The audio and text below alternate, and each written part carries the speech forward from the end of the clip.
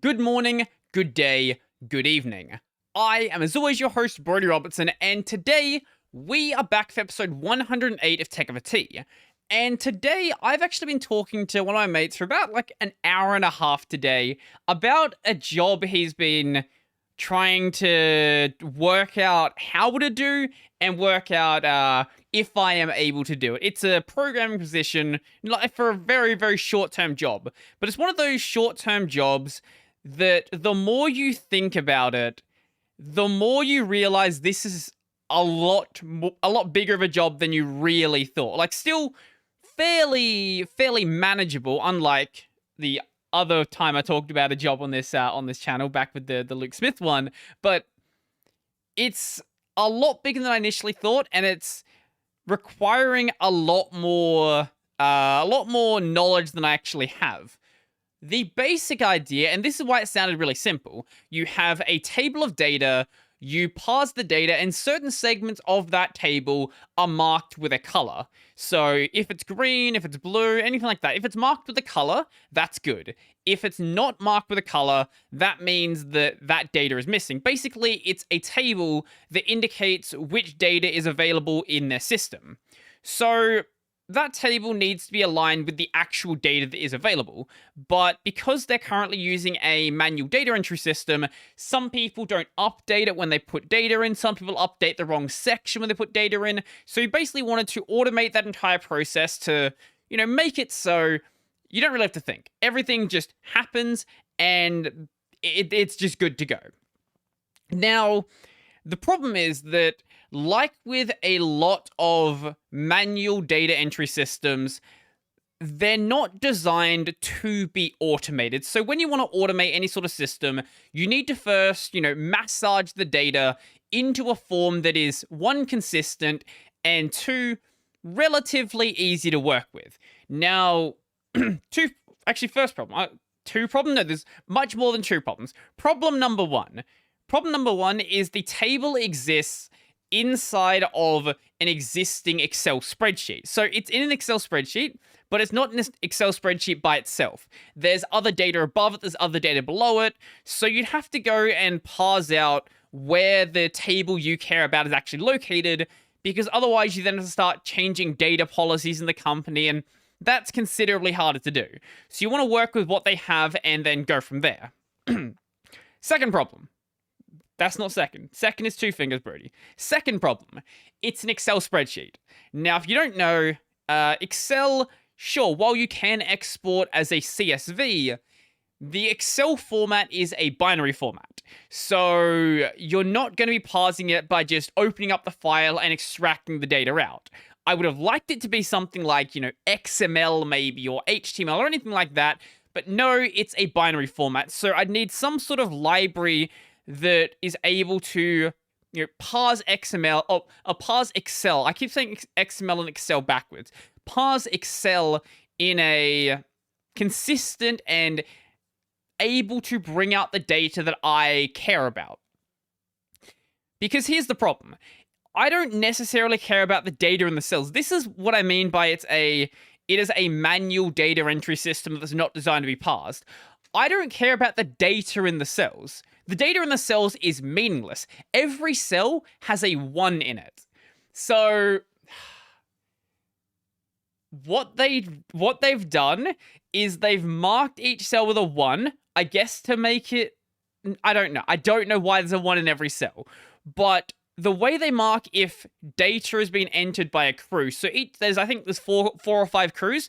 Each crew is assigned a color. So you have crew A that's yellow, crew B that's 1 green, crew C, which is another color, so on and so forth for every single one of the crews. If that crew has entered data, then that cell will be marked with their color, not with a number saying, or a letter saying crew A, crew B, crew C, or 1, 2, 3, and 4. No, it's marked with the color of the crew. So I can't go and take that spreadsheet and export it as CSV because the colors aren't kept with that data. I can't go and export it as a tab separated value. Same reason. If I try to do HTML from Excel is so incredibly garbled that parsing it is not an easy feat. I would have to spend probably a good couple of days just trying to work out what everything is in the spreadsheet, and then, what is actually consistent. Because I expect if you go and add any extra columns, any extra rows, any extra crews, any extra colors, anything like that, any of the IDs associated with the classes in the spreadsheet are likely going to be shifted. So I couldn't just go and, manually set them or anything like that and then be done with it. So that's not going to work as well.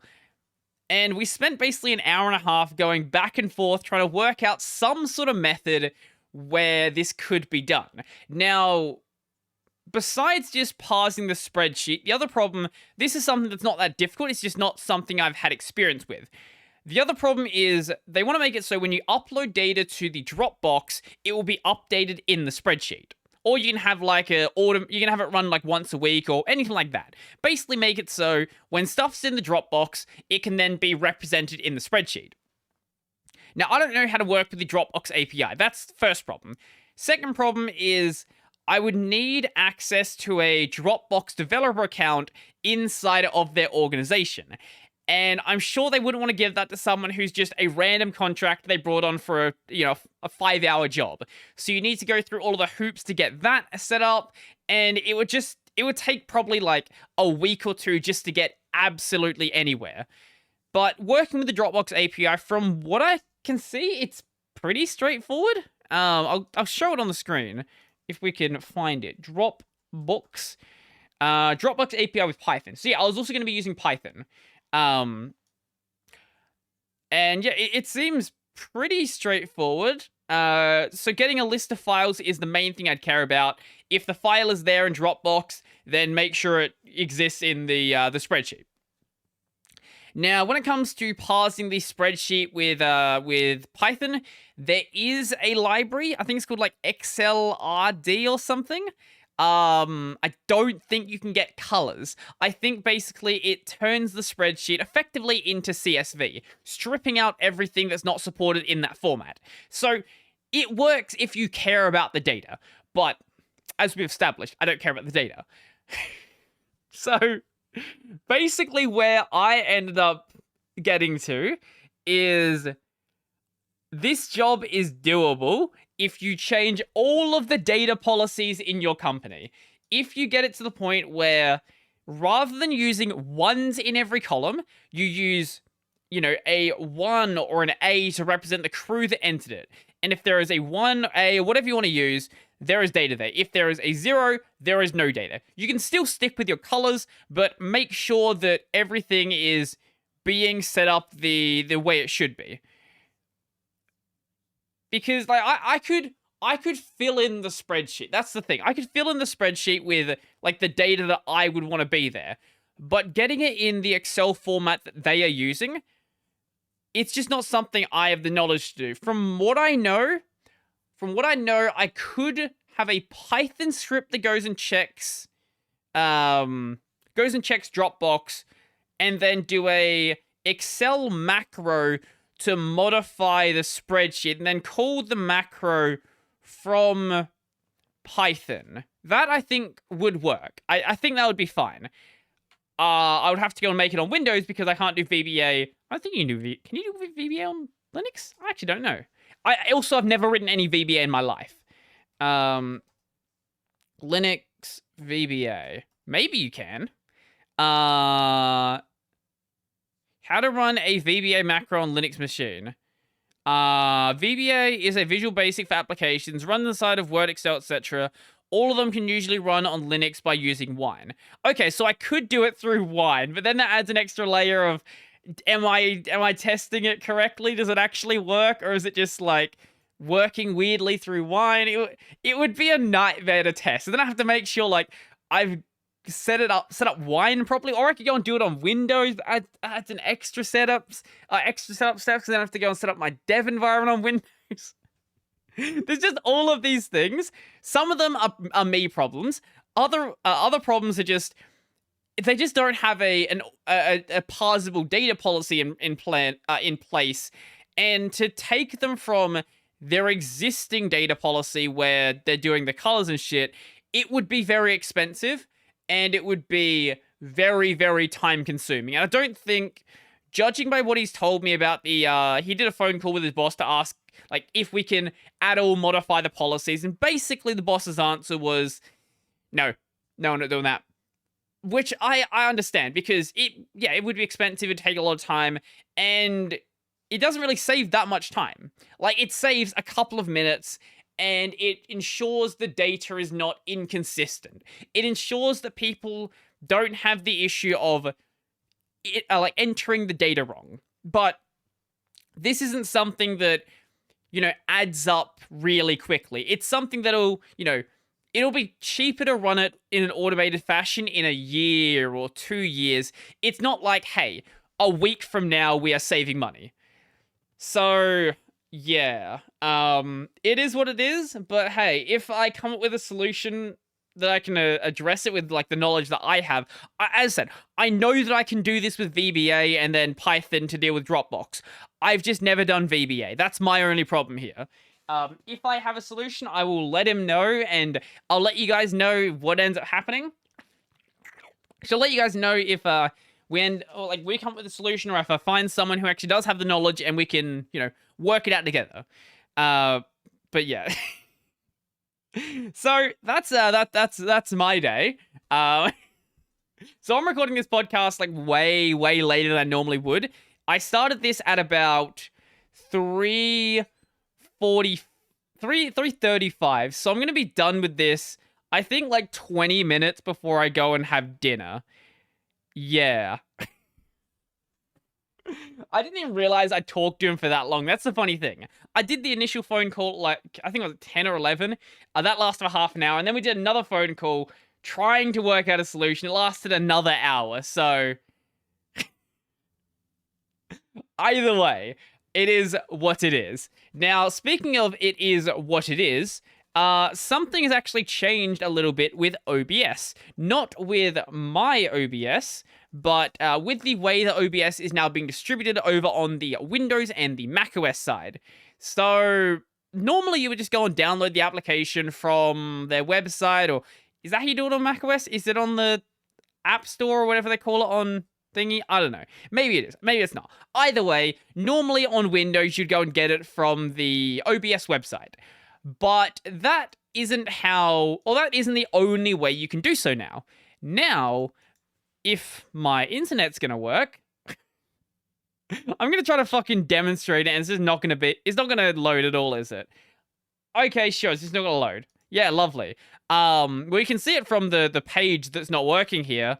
It's now available on Steam. Why OBS is on Steam is it's a question that I don't actually have an answer for. In some ways, it will make it a little bit easier to manage. So, normally on Windows, you would do the updates.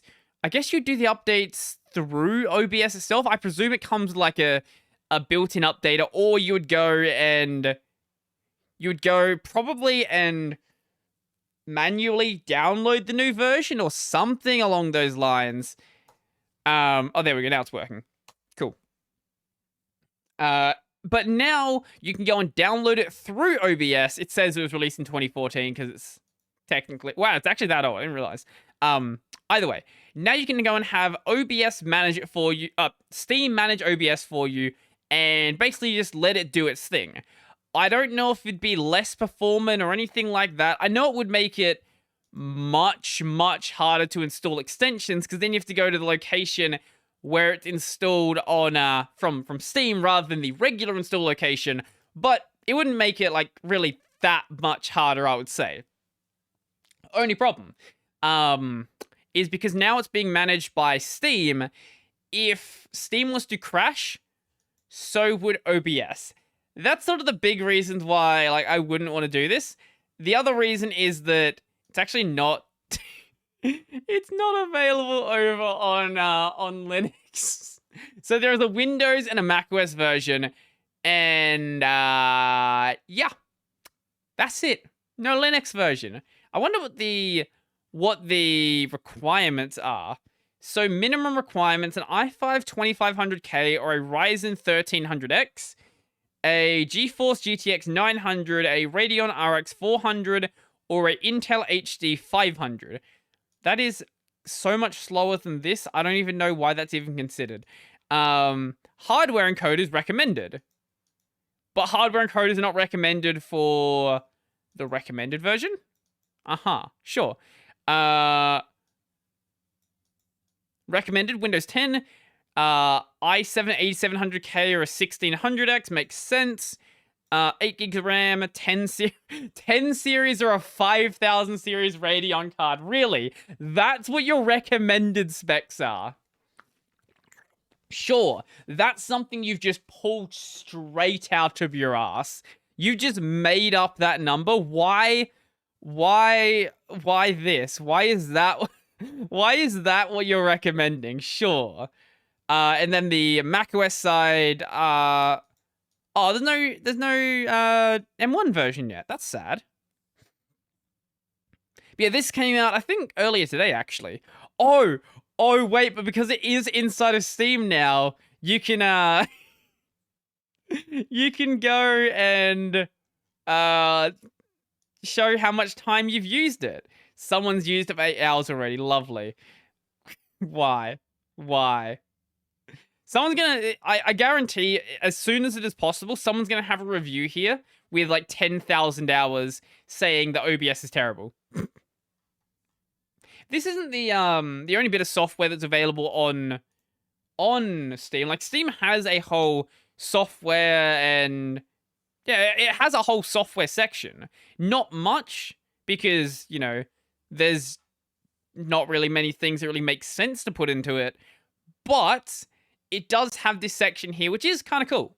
This is photo editing. Why is it photo editing? What is available here? Motivy, Squirrel Rife. Oh, I guess if you're a less popular, if you're a fairly, not less popular, fairly small, whatever you want to say, application, it kind of does make sense to distribute yourself on Steam. It gives you a way to get more publicity than you otherwise would be getting, I guess. Either way, it works. I'm not going to use it because it's not available on Linux, but either way, I'm not going to use it because I don't want my OBS window tied to my Steam window. That seems like not the best of ideas, but hey, if it works, it works. Also, I just closed my browser window, so I'm going to fix that now because I'm... Oh, wow, it reconnected. That's impressive. I don't know how it did that. Magic. Magic OBS magic. Speaking of magic, Elden Ring is a game that looks like a lot of fun, but it seems like every other day there is some like crazy bug that either breaks the game or just makes speedrunning so much more efficient. One of them being Elden Ring exploit sends PC players into infinite death loop. So basically, here's what happens here.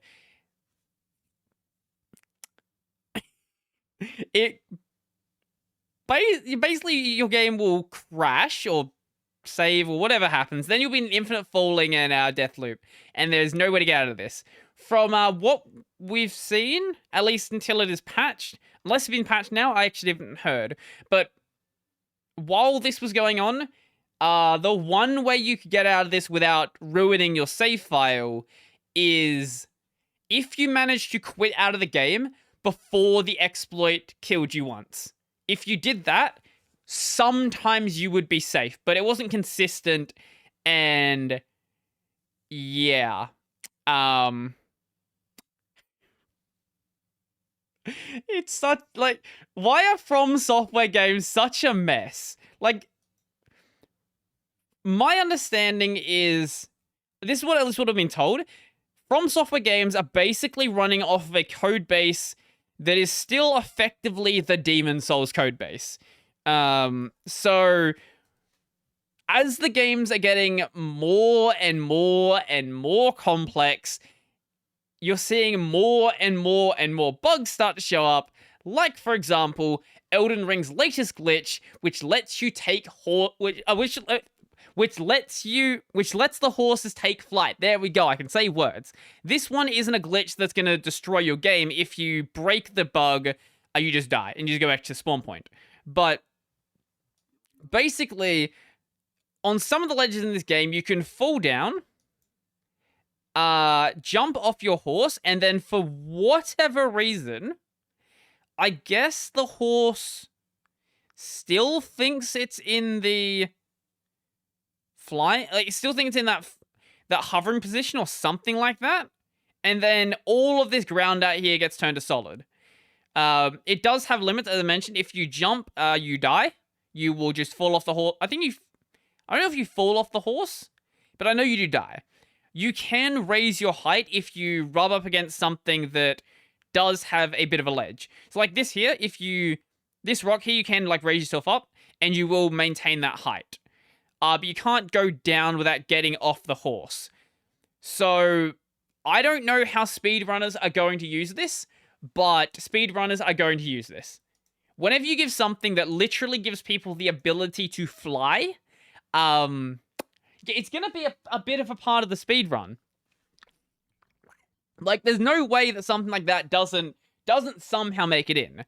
Now, I haven't played Elden Ring, so I'm not really sure the context in which the locations that this occurs actually exist. That was not a sentence. Not having played Elden Ring, I'm not sure about all of the locations where this can take place. There we go. But it is a subset of locations, and if you go to this guy's channel, or if you watch his streams, he will probably tell you how to do so. This will probably be patched at some point, presumably, unless FromSoft is just like, you know what? Nah, we just leave it. Honestly, that would be kind of funny. I kind of like it when, like, this isn't something you accidentally do. This is something where you have to land on a very specific part of the mountain as you're falling down. So it would be really difficult to accidentally do. So, actually, no, I can think of one reason why they might get rid of it. Because this would be very exploitable in PvP. Because you can use magic off of your horse. So, can you? Pretty sure you can you use magic off a horse? Wait, I'm pretty sure you can. Elden Ring horse magic. Yes. So, what you could do is you could be flying and then just fucking throwing magic at people from, like, on high, and they have no idea where you are. So, I think that's a fairly valid reason to address the problem. But I kind of like it when devs just leave bugs in for the sake of speedrunning. I don't know if I've talked about... This is a very obscure speedrun, but the speedrun for Is8. Is8 is a very busted game. In that game, if you bind... I think it is your... What is it? I think it's your dodge roll and your character swap.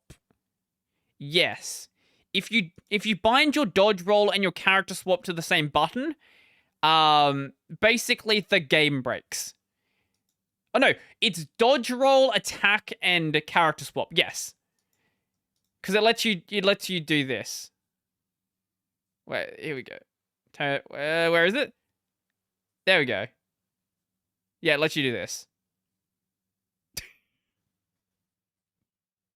Like, it's such a broken system. Or it might just be your dodge and your attack and then character swaps on a separate button. I know there is a later form of this. Yeah, there's a later form of this where you do have them all on the same button. I think it's here. It's when you triple down. Yeah, when you do triple Dana. I think you can just... Yeah, this is how it is. So the game just straight up breaks here. Where is it? It's somewhere around here? Where? It's a 16-minute speedrun for a 50-hour JRPG. Where is it? Where is it? Show me the flying bug. Ah, just before that. Yeah. Here it is. So this literally can just be exploited by anyone. You just press one button, you do character swap, dodge, and attack, and you just fly. And the game just...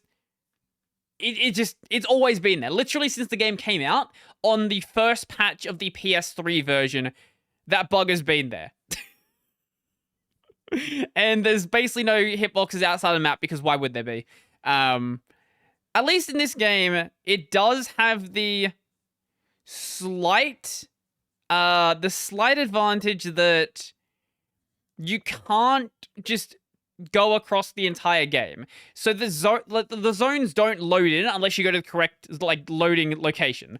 But you can very easily skip the majority of most zones. And this one here, you can just skip all the way to the back of the room without going through the way it should be. So there are some zones where it is like that, but most of them aren't. And most of them you can just completely bust. That sort of stuff is fun. I love that sort of speedrunning stuff. And I love games where this is obviously a bug. And the same thing with the Elden Ring thing. But I love when games intentionally put design choices into the game specifically built around speedrunning. It doesn't make the game a worse game for regular players. In fact, once they work it out, they might actually start abusing it and get better at the game. Take games like Hollow Knight, for example, or you take a game like Celeste. Both of these games have weird design choices that, from a regular casual player's perspective, you probably don't realize why they are there. But there are things like how you can dash and then jump straight away in Celeste and get a massive speed boost. Or I think there's a duck dash, and there's other weird dashes like this where you can get a lot of speed that otherwise wouldn't be possible normally. And this is how you actually get through the entire game by, I think it's not using your double jump. Yeah, there's an achievement for getting through I think there's an achievement for getting through every area without using your double jump or something like that. I know there's one for getting through the first area like that. And then Hollow Knight's the same thing. Hollow Knight has this... So when you hit an enemy, you actually bounce off that enemy. So normally that's just slightly annoying and gets you away from the enemy and gets the enemy away from you. But this is something that's not really possible by a human, but in a tool-assisted speedrun, if you do frame-perfect timing, you turn around, you turn to face the enemy, you hit them, and then you turn back the other way, you actually get a bit of a speed boost that normally wouldn't be possible. And this is possible not just on enemies, but on the environment as well. So if you watch actually, Hollow Knight Zero Geo Taz, this actually shows it off really well. Here we go. Can I find it? What's a section that shows it really well? There's a lot of this that doesn't show it super well, but whenever there is a bit to exploit the way the jump... Yeah, here it is. Okay. Whenever there is a bit to exploit the way the jump mechanics works in this run, it is going to be done. So, basically, you can hit these little over-the-top things and get a speed boost that normally you wouldn't be able to do. Same with here. When you're fighting these enemies, if you turn around, hit them, and turn back in an instant, literally frame-perfect timing, you get a speed boost. Obviously, it's not something you can actually do as a regular person. The amount of time, the window for error you have is basically non-existent. And even then, it's not just window of error, it's just reaction time in general. But this speedrun is just stupid enough by itself, because it's not just a tool assist speedrun. This is a Zero Geo speedrun. So Geo is basically the money in the game. Any of these silver things you see on the ground, that's money. And the hitbox for picking up money, this is actually really annoying playing the game normally, but the hitbox for picking up money is basically the shape of your character minus your horns. So if you're going for pixel perfect movement, you can avoid all of this in an insane way. Once again, not avoiding it through human means, but like it's possible in a tool assist context. And this speedrun actually is doable by a human, just not at this pace. I think the human speedrun is like 20 minutes or half an hour slower. Still incredible. It's still I want to say 20 minutes actually. I think the world record zero Geo is still sub hour. Zero Geo world record. Also, this is sort of like a meme speedrun anyway. Like it's not a real speed. Like it's not like a serious speedrun category. Yeah. 44? Is that it? Might be quicker now.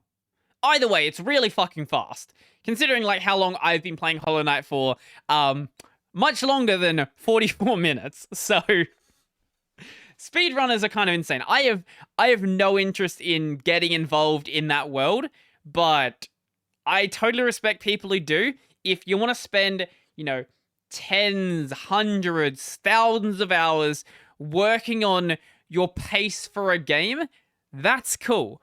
That's honestly really cool. Better if you can, you know, actually be an entertaining person while you're doing so, you know, like Smalland or Easy Speezy, people like that, and then turn it into an actual job. Problem is that when you are spending thousands of hours on a game, usually you don't have thousands of hours to spend on having a functional personality. And there's a lot of people, this is actually true for a lot of the like really high-end gaming stuff. There's a lot of people in that space who have incredible gameplay, and if you just watch them for what they are capable of doing, great content. If you want to see someone who's actually a good online entertainer, well, you're better off watching paint dry, because a lot of these people don't say a word. And I can get it, because you're trying to focus really hard on what's being done. But I think that's why people like Smalland and Easy Speeds are a lot more entertaining, because they are speedrunners, but they're trying to make entertaining content as well. Easy Speeds gets away with it by doing like voiceovers afterwards. Obviously, Smalland being, you know, a live streamer can't exactly do that, but he's got his own ways of being weird, but like doing weird speedruns. Like, I think the reason I found Smalland, I think the way I found Smalland was when he was trying to become the world's, or hold the world record on sharpening pencils. I believe that is the way I found him. I think after he did that, people actually like overtook his record. Imagine spending like months of your life like learning how to sharpen a pencil as quick as possible, finding out which sharpeners are the most efficient sharpeners, which sharpeners are going to give you the least resistance while also shaving off the most of the pencil without, you know, potentially breaking the pencil and slowing you down as well. That's a weird speedrun, but just speedrunning in general it's just a weird hobby to have. I just looked at my Discord and I saw someone talking about the whole Proton on Steam thing. And they said something that doesn't make any sense to me. Imagine OBS... Did I say Proton on Steam? I meant OBS on Steam. Imagine OBS running under Proton. You just see a black screen except few Windows apps and then go off on a tangent. So I think what they think is that if you are running an application, like running OBS under Proton, the only thing it'd be able to capture is other Windows applications, which is not how screen capture works whatsoever. In fact, OBS wouldn't function at all because the capture APIs between Windows and then Xorg and especially Wayland are very different. So OBS is not an application that you can just run through Proton. I've mental blank there. Same reason why you couldn't just run OBS through X Wayland, because of the lack of capture API on Wayland. I say X Wayland. X Wayland, yeah, that's what it's called. Yeah. X Wayland. The translation layer between Wayland and Xorg. You need some way to have the ability to capture, and that's why over on the Wayland side, they're now using our Pipewire.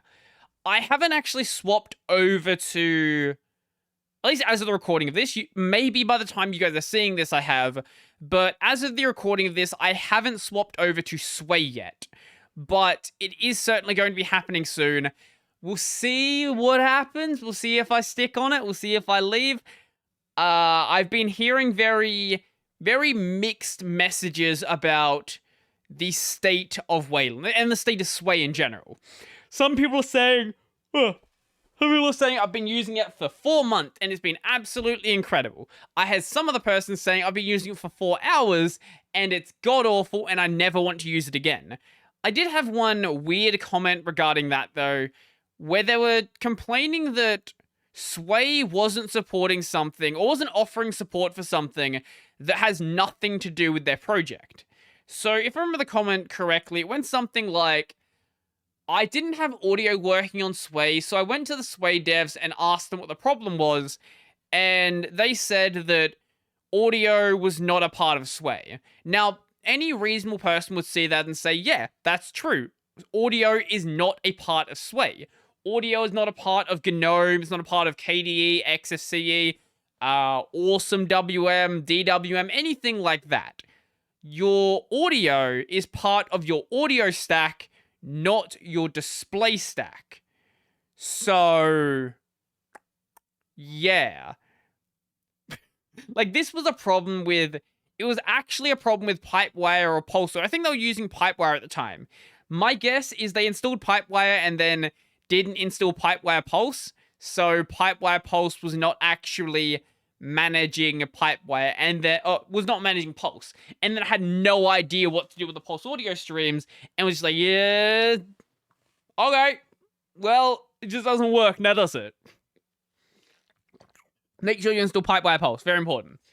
Very, very, very important to make sure Pipewire is actually going well. If you need to do any audio work, make sure you also install Pipewire Jack. The Pipewire package by itself, it is used by, I know that, what is it called now? It used to be called Pulse Effects. What did they change the name to? Pulse Effects is no longer Pulse Effects, Easy Effects. Right, that makes sense. Easy Effects is a native Pipewire application now. I don't think it even supports, yeah, I don't think it actually even supports Pulse Audio anymore. Wow, it actually looks considerably better. Like the UI itself. It did have a bit of questionable design last time I looked at it, but it seems like it should be better? Maybe? Hopefully? I'm not sure. I need to have another look at it. I think did I do it? You're not seeing this. You're not seeing this. Sorry. I think I did have a look at Easy Effects or Pulse Effects at one point. But I just... did I do a video? Did I do a video on Pulse Effects? I feel like I'd planned one and then didn't upload it. Brody Robertson... Pulse Effects. Yes I did. Okay.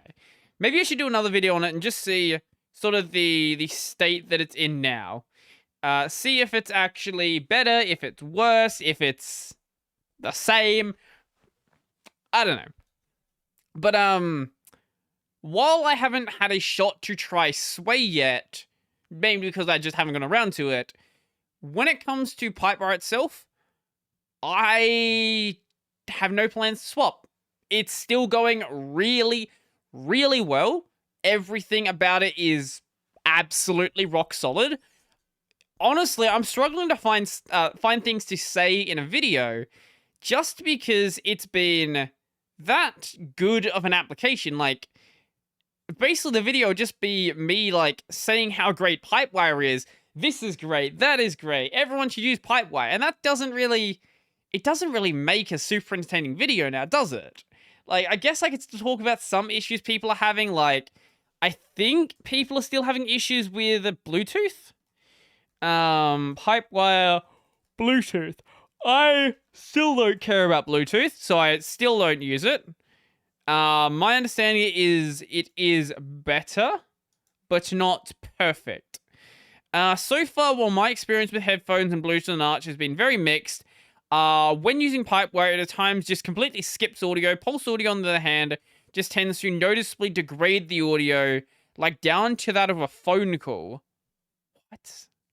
While neither solution is ideal, I'd really like to know if there's anything I can do to make Pipewire's Bluetooth function similar to how... Let's make... Do we want it skipping or sounding like shit? Which one is better? As the skipping can unbearable at times, whereas for a new podcast, for example, lower audio quality is hardly an issue. I'm having a similar problem with with Pop! OS. See, I just don't use Bluetooth on anything besides my phone. Like, my Jaybirds, these exist solely for not being home. If I'm going to be at home, I'm going to plug in a cable because it's just easier. It's just easier. I don't have to deal with Bluetooth being really sketch on fucking everything. Even on, like, mobile, it's relatively sketch. Like, it's not terrible. It's not unusable. But even then, there are, like, some situations where I connect my phone to my car stereo, and sometimes I leave these plugged in. Sometimes it switches to my car. Sometimes it doesn't. I don't know what criteria, makes it do one or the other. I don't think there's a setting to make it so it automatically swaps when that thing comes in range. So why it swaps over, I don't know. I genuinely don't. But Pipewire is just... It's fine if you like cables. And I'm yawning a lot, so I apologize. It's gonna make for a interesting another... I have a watch on. Interesting another hour, 20 minutes. Yeah, I do have a watch somewhere around here. I just don't wear it. I have a smartwatch that I was given. I'm just not much of a watch guy. Basically, I wear watches. When do I wear watches? That's a very good question. I don't know. I've had it sitting in my drawer for quite a while. Actually, is my drawer or is it on the shelf? Am I on the shelf? No, it's in the drawer. I wear watches very rarely. I did actually have a nice watch in the past. Like, not like, super expensive watch. A nice looking watch. I just don't wear watches. If I need to tell the time, I just, take this out. I'm not much of a jewelry guy in general. I do have, I do have the necklace that I always wear. And you probably have seen it in a couple of videos. But besides that, I'm not much of a jewelry guy. This one never comes off. Like, that's always on. That was my, my 16th birthday present. Yeah. Anyway, let's talk about something that is not that. Let's talk about,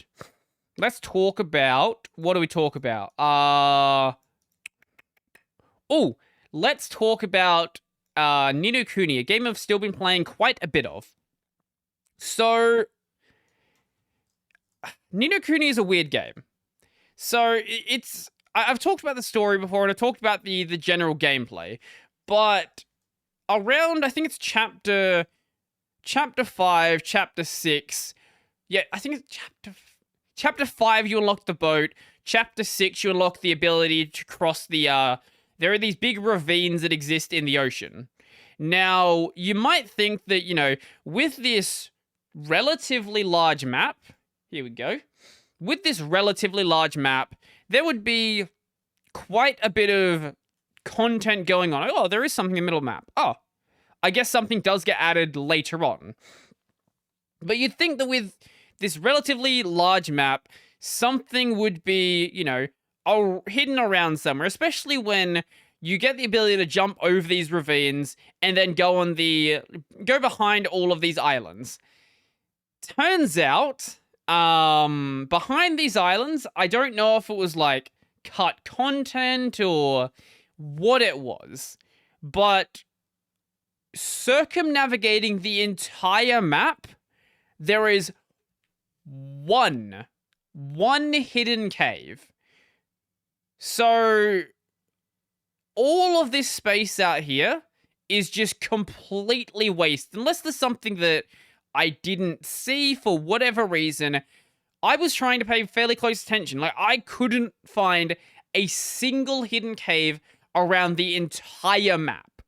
So that took about, like, I think 15, 20 minutes to go around, and there's nothing there.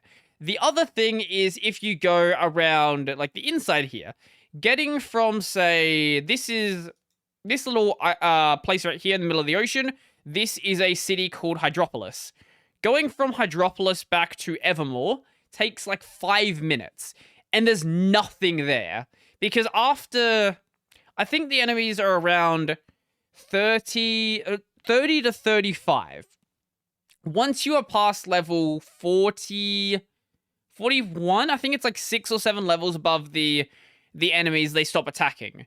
So it literally, if you want to go from one place to another, because there is a couple of, like, hidden islands on the inside here, it takes a long time, and there's just nothing there. You're just going across the ocean for the sake of going across the ocean.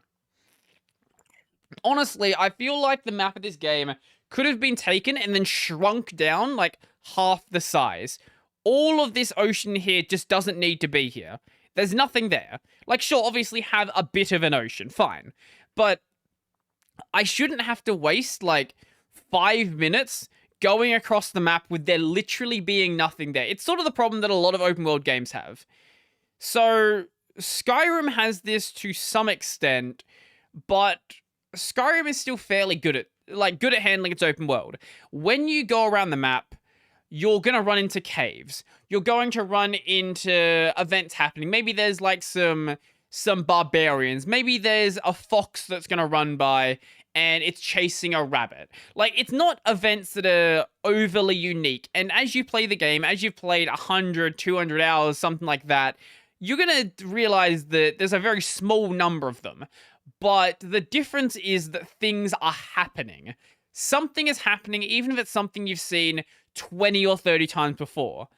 But when it's just literally empty, you have to question why there's an open world. One good thing about the way the map does work is we live on a globe. So this is the entire planet, from what I can tell. Because if I go all the way over to the right here, I will show up on the left. If I go to the top, I'll show up on the bottom. So I guess this must be the entire planet, because otherwise there's no reason why that would happen. It's a really good mechanic, though. I actually kind of think more games should do that. Because I thought that when I go outside the map, it'd be like, hey, you've hit the edge of the map, time to die. Or you've hit the edge of the map, here we're going to put some, like, arbitrary invisible wall. I think living on a globe makes it it's a better mechanic. It is a much better mechanic. But it did make it kind of weird the first time I saw it. I thought, like, I left the map and then I got to, like, a new bit of the map off to the side. Turns out I was just over here. So in some cases, actually getting around the map is easier. Like, if you say go over to, I forgot what this city is called. It's the city I'm at right now. But let's say you go up to the, what's some place I know the name of? Let's say you go down to Goldpaw, and you actually don't even have a boat. Let's say you go to, where's a place we can go? I don't know. Let's just say we go up to the whatever this city is here. If you want to get over to this side, it's much quicker to just go this way than sort of, like, going around. If you can get in here. I don't think you can, though. But from my understanding, I think in Chapter 7, we unlock a blimp. I keep seeing areas where there's literally no way to, like, get up somewhere. So it's very obvious that there's some sort of flying mechanic in the game. Whether it's I'm pretty sure it's a blimp. I know the first game, if I remember correctly, had a dragon. But that doesn't really make as much sense in this context. So we're going to a fairly, like, advanced city at this point. Them giving us a blimp sort of makes sense, especially when I guess you would call them the antagonist. The antagonist of this section, yeah, we did get a blimp, came in on an airship. So I guess we're gonna steal his airship or something. Oh my. And that will unlock areas we just couldn't get to before. Which means more of nothing. More, some things, but still more nothing. I really wish it wasn't like that, because the first game, I don't remember being that bad. Like, not bad, like, bad as in just a lot of nothing going on. It does really feel like the game has had, like, some content cut. And people actually have seemed to be asking about this on a forum. The final dungeon is a pathway with 0 enemies. That makes sense. Dungeons are forest, underground style. That's actually the other problem. So, it's not just the fact that there are no dungeons, there are no secret caves, anything like that. It's the fact that when you go into a cave, every single cave is the exact same cave. Like, it's literally a copy-paste cave. There are some caves where you just walk into the entrance and there's nothing there. Like, it's just a cave there for no purpose. Or the forest as well. Like, it's just, these all look like the same forest. It's a completely different part of the world, and, well, that's great. I don't want this to be a bad game. I really like the game. It's a fun gameplay loop. But after playing the first Ni no Kuni game, it feels like a massive downgrade. Like, I didn't think it was this much of an issue when I first started playing, but the more I played, the more I realized that, yeah, it's the same thing over and over again. I know there's DLC for this game, so maybe the DLC adds content at endgame or something like that. But I don't know why it's set up like this. I really don't. Especially, I would say that I still think the first Ni no Kuni game is probably my favorite or one of my favorite JRPGs. It has plenty of issues, like the fact the game is full of grinding, very, very grind heavy. This game's a lot better at that. I don't think I've ever had to grind for anything. Yeah, I don't think I have. Like, maybe some items, but because of the city system where you can have your residents basically be your slaves and gather items for you, even then it's not that big of a deal. The difference with Ni no Kuni 1, though, is you did have to grind out your little monsters you recruit, your little Pokemon. In this game, in the second game, because you're just fighting stuff like as is. Yeah, it's not as much of a problem then. But I'm gonna keep playing it because it is still fun. It is still fun, and we'll see where it goes. Story is still, it's good in places, but other places it's like, how rushed is this game? Like, I think with Hydropolis, basically you show up, they're like, love banned. Like, the plot actually, the section is that love is not allowed. Because for some reason, which doesn't make any sense either, the queen of the city has frozen time there. But not really frozen time, because people can still go about their lives. They just, no one ages, I think. But if people come and go from the city, they can do that fine. It's just, you're not allowed to live there, because the reason why they froze time is because they don't want any more souls to exist on the in the city or something, because if there were, something would happen to the city. It wasn't really well explained. It just sort of happened, and then that arc was over. That's the other thing with this game. A lot of the game is spent doing basically fetch quests. So the first game had its fair share of fetch quests, but most of the game was was the main story. You were learning about the world, all that stuff. In the second game, if you just ran the main story, and you just let's just say every side quest auto completed, because you do need to upgrade the city at some point to make some progress. but if you just did the main story, you could probably finish this game in like 10 hours at the absolute latest. Because most of the game happens where you finish chapter, you finish a city, and then the rest, like the next like 10 hours or so, is spent doing side quests, recruiting people to your city, going back to the other cities to make sure there's no one there that needs to be recruited, upgrading your city, doing that stuff. Finding out about the world is fairly minimal, which is strange because, or not just the world, finding out about the political discourse going on in the world. I think it really feels like after the second city you go to, after you go second, I guess Forest of Niala is first. Forest of Niala is where you go first, and then after that you go over to Goldpore. I guess it's in the same chapter though. Yeah, well, that's in the same chapter. So after you do the Goldpore section, I feel like the game starts going kind of slowly downhill. Goldpore is the gambling city. You find out that all of the city is controlled by dice rolls, but turns out the dice rolls are not being done fair. They actually have a little control where they can set what number they want on the dice. So basically, they are rigging the way that stuff is working, and taxes are set through dice rolls, mortgages are settled through dice rolls, everything is settled through dice rolls. So it's a really cool city. You go and deal with all that stuff, and yeah, it's an interesting place to be. But then when you get to Hydropolis, it's just not as good. And now going to the next city, which I don't even remember the name of, it doesn't even matter. Let's see. Ni no Kuni 2. Cities. Broadleaf. Broadleaf is the name. Yeah.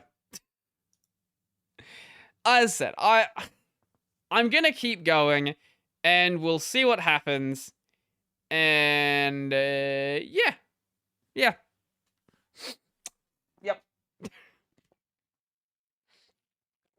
Anyway, speaking of things that maybe someone actually cares about this time, and not just me ranting about Ni no Kuni, a game from, well, the first one from like 8 years ago, second one from like 3 years ago. I went and saw the Jujutsu Kaisen, which is a really annoying name to say, Zero movie, the prequel to the much beloved Jujutsu Kaisen.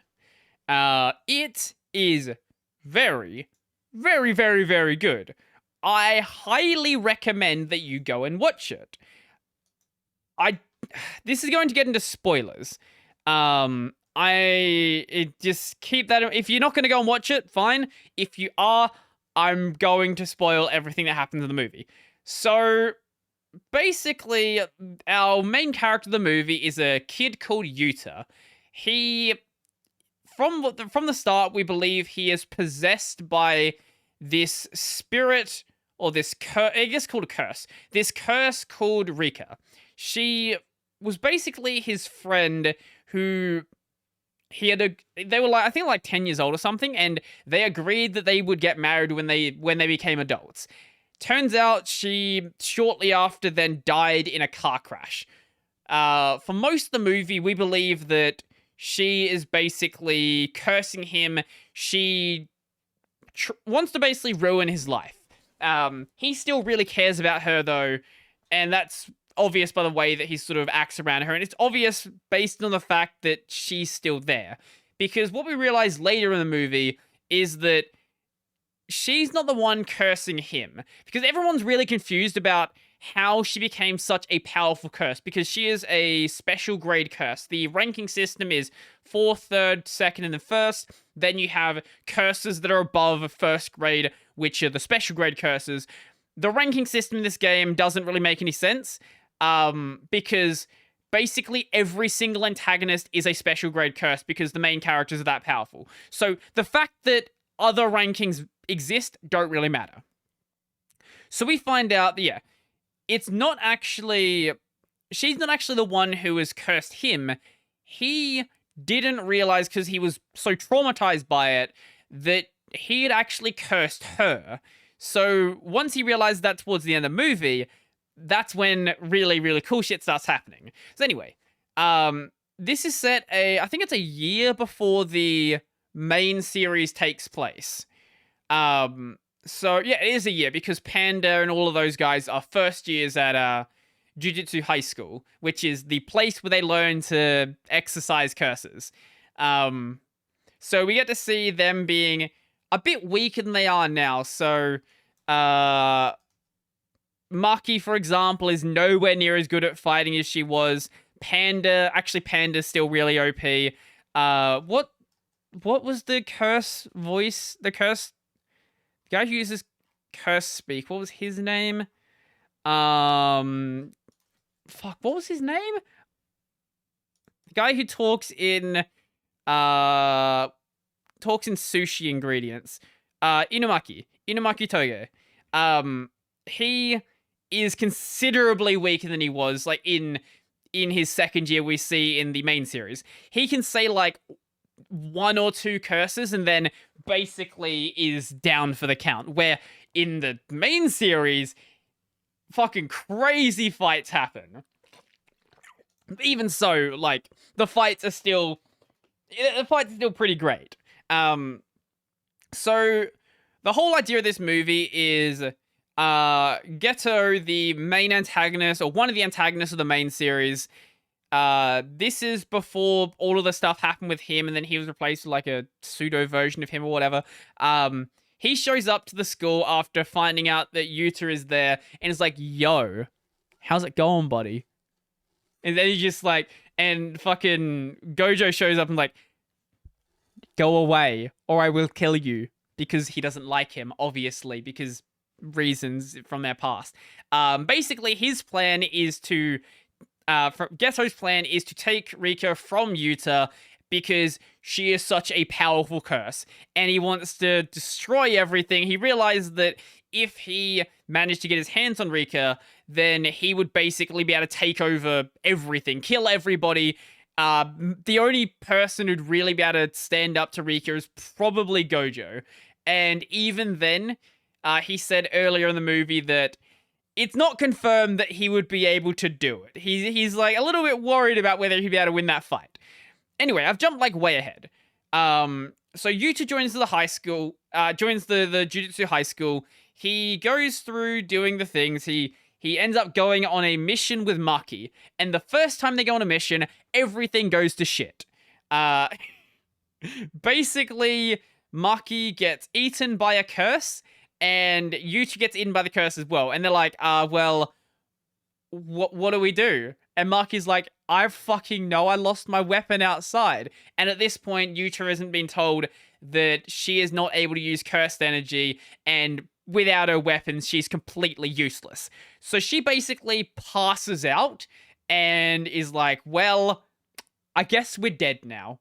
That's when Yuta finally kind of works out how to actually summon Rika, because before that point, the reason why I actually came to this high school is, before that point, she was only being summoned by accident. Anytime he'd be bullied or get into a fight or anything like that, basically Rika would come out and be like, don't bully my husband, and then murder everyone. So he initially went to the school because she, I think, killed 4 people who were bullying him and then stuffed them into a closet. Yeah. At that point, he didn't realize that he actually had control over Rika. So he was very traumatized by that, but by the fact that Rika did that, not really knowing why it happened. But yeah, so at that point, Yuta realizes he can summon Rika, or at least he kind of works out how he summons her, and then Rika just like fucking claws the shit out of the curse, and they ended up leaving. But a bit later in the movie, when they ended up, I think, it was with Toge and Yuta, they go on a mission together. Toge he was supposed to go on the mission by himself, but Gojo was like, you know what, go along, help him out, learn something, or whatever it is you do. Turns out it was a great idea because Geto was there and decided to bring along an extra curse. It was supposed to be, I think, a grade 2 or a grade 3 curse or something for Toge to go against by himself. Turns out they had, I think it was what do they call it? A pseudo grade 1 curse. So a much stronger curse that he was not able to deal with himself. You know, what I'm thinking of a bit later. No, I'm thinking of a bit later. That was a cool fight as well. Basically, he bring... Yeah, did he bring out Rika for that fight? No, I think he might have just used cursed energy for that fight. I think by that point he'd realized he can extract the cursed energy from Rika and then use that as he battles. But Rika being, you know, this curse that is devoted, madly in love with Yuta, anytime that Yuta was really close with Maki, she clearly wasn't happy with it. There was one point where Maki, after Geto, came to the school to try to take Yuta after everyone had gone off to defeat the giant horde of curses that Geto had summoned. It was just Maki and Yuta left at the school. Maki got really hurt, and Yuta was like, "Yo, Rika, pick up Maki, put her somewhere safe." And Rika was like, "It's a woman. I'm gonna kill it. I'm gonna kill her. I'm gonna crush her skull." And Yuta, I guess, was at the point where he was starting to realize what was going on, because he put his foot down. Was like, Maki saved my life. Treat her like you would treat a delicate flower, or I will never speak to you again. And Rika being this... Actually, can I show you a picture of Rika, actually? Not actual human Rika form. Curse Rika form. So, here we go. Show me Jujutsu Kaisen 0. What are you doing, Brave Search? Rika? Yeah, here we go. Actually, this is a great picture that shows you the side by side. So this is human Rika, this is Curse Rika. Curse Rika is much bigger than this. There we go. This is a better one. Sort of stands above Yuta. So yeah, basically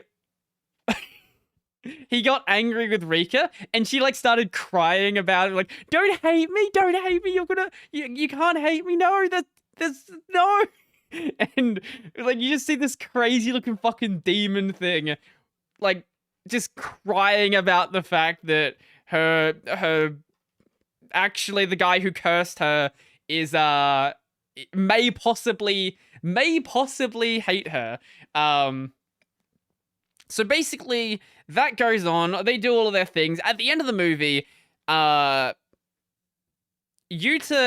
hadn't fully realized what was going on, but he realized how to control Rika's energy, how to control Rika and use her in fights. Because he agreed with Rika that he would forfeit his life to unlock her full powers. And that's where you see the I guess this is a drawing, a different art style. But she opens up the eye in the middle of her head. They have a giant fucking laser battle because anime. And yes. Where is it going with this? Words. Right. He said he would forfeit his life to unlock the power to defeat Geto and save his friends, because power of anime. Turns out, he was not the one who was being cursed. He had actually cursed Rika, and by saying he would forfeit his life, basically, he used up all of the curse energy he'd fed into Rika, and she was allowed to pass on into the afterlife, and basically, she had the option at that point to say, if she wanted to, she could take his life, because he did agree to forfeit it and curse logic, whatever. Only if she wanted to. Because she was still in love with him, she decided, no, he can do his own thing, I'm gonna move on.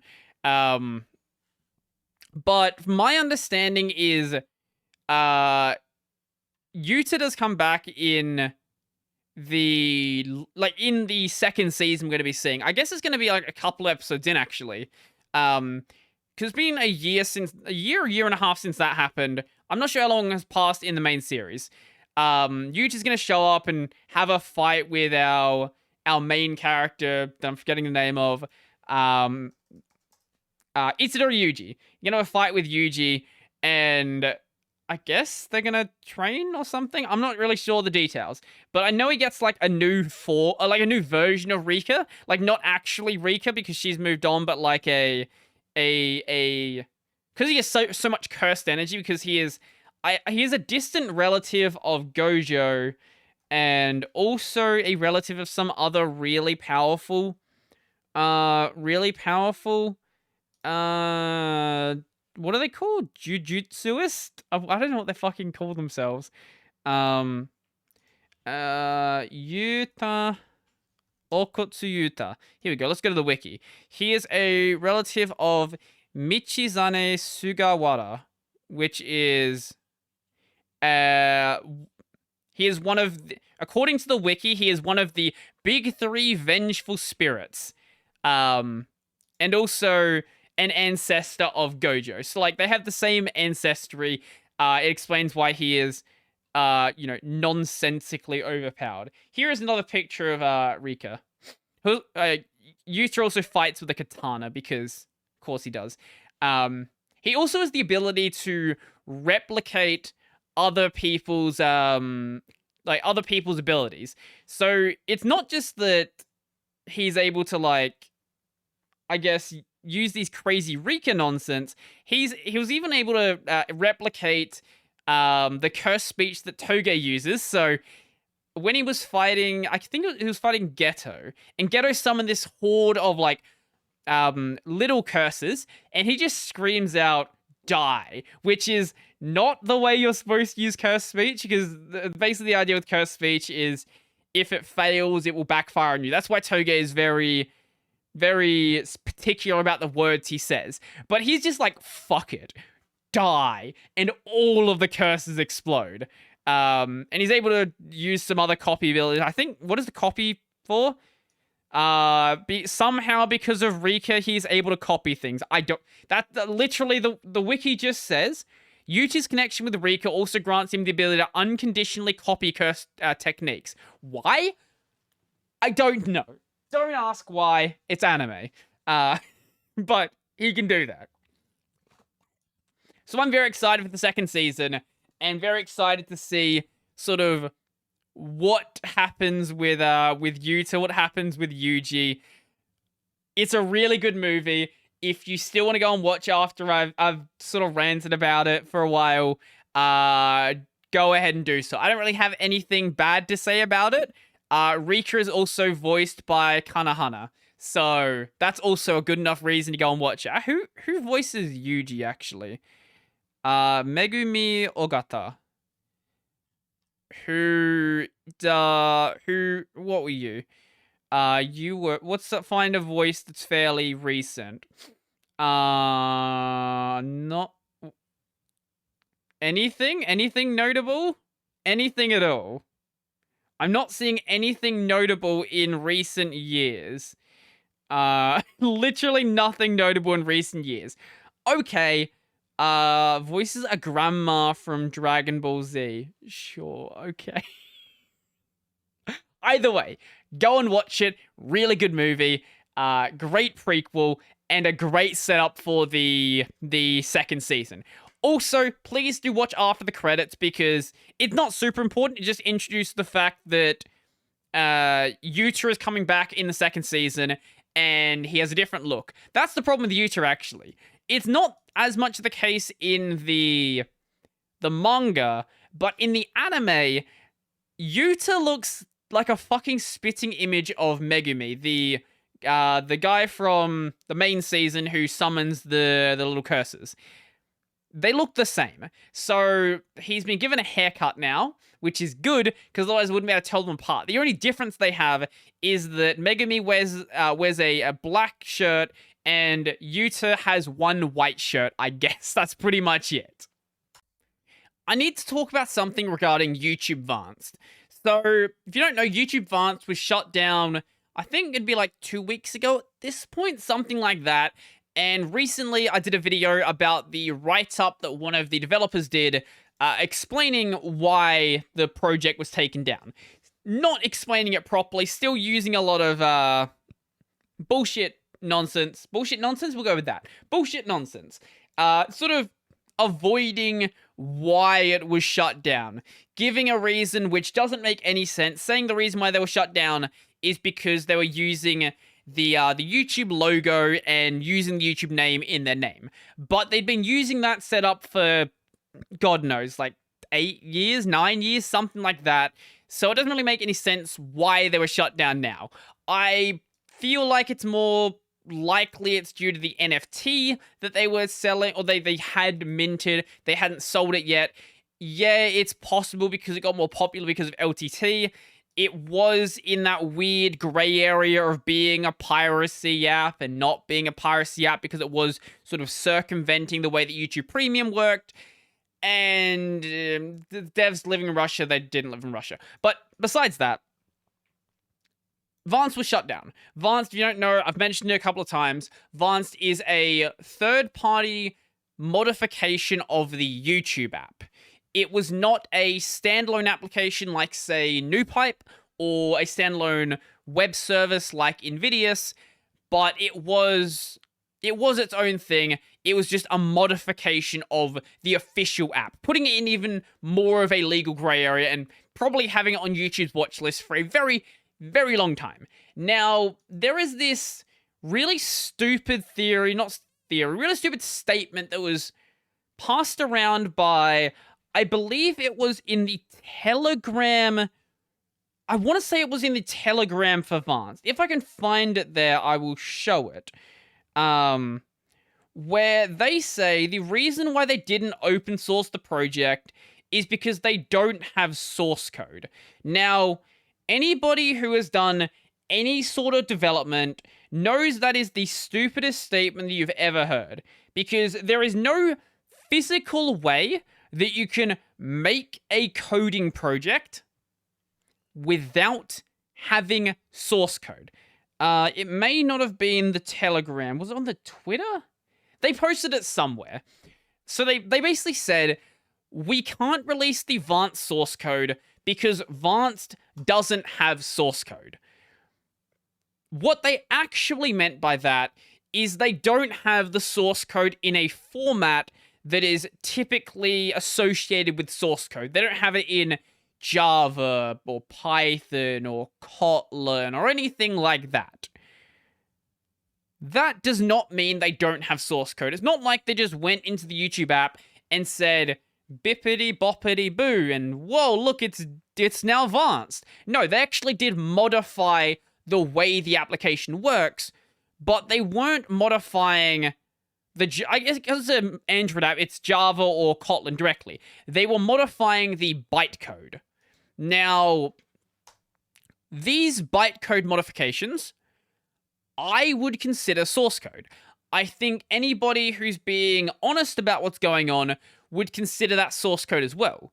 Because this would be like saying that if I have, let's say I have an application written in assembly, then I say the source code doesn't exist. That would be a inaccurate statement. The source code is real. It's just written in a format that, people don't typically use for source code, especially for modern applications. But in certain contexts, let's say you're doing very low-level embedded work, or you're a game from the fucking 80s or 90s. Writing the game in assembly wasn't really, that unheard of, especially when you're trying to do things that were very, exceptional for the time. There are parts of Doom written in assembly because it was just quicker. Like, you could just optimize it more than you could optimize it in any other format. So, actually, was Doom one? I feel like Doom was part of that list. I know there are a lot of games out there which were definitely written like that, especially like if you go back far enough. But I don't know why they've sent out this really I wish I knew where they'd said it. Because I would love to show it, but people keep sending this around as if they're making some sort of actual point, when all that is being done is that Vanced is playing you. Vanced doesn't have source code. If I search by recent, like in the past month, NewPipe,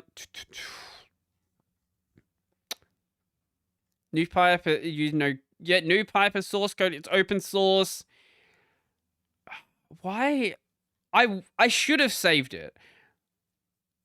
It was on Data Hoarder. I should have saved it because... wait. Oh, wait. Code? Advanced is a modified version of the official YouTube app. That's Google's code, Google's property. Everyone, lawyers. Yeah, we know that... they wouldn't be releasing YouTube source code. This is where I think they're trying to sort of push off the responsibility, not the responsibility, push off the people asking for source code, because there are a lot of stupid people out there who will just buy really dumb reasons. Because Vanced is a modification of the YouTube application, they're making it seem like there's no possible way that their modifications can exist independent of the YouTube app. You don't have to release the entire YouTube source code to also release the patches they have written. Like, if you do, you've written the application in a terrible way.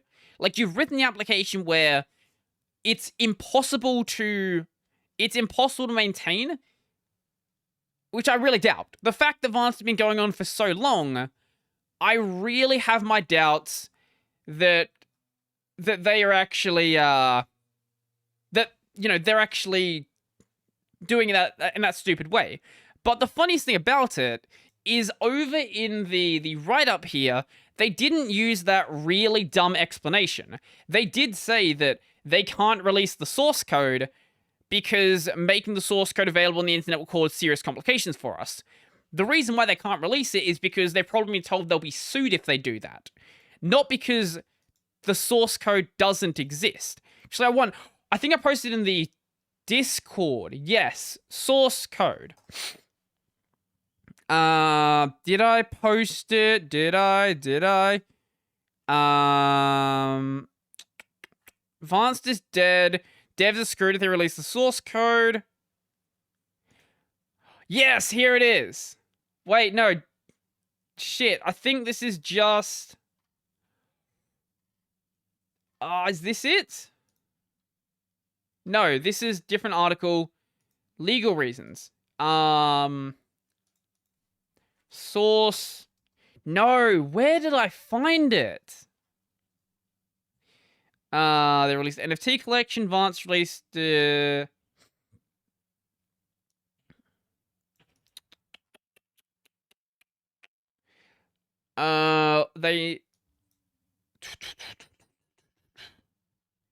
No, I can't find shit.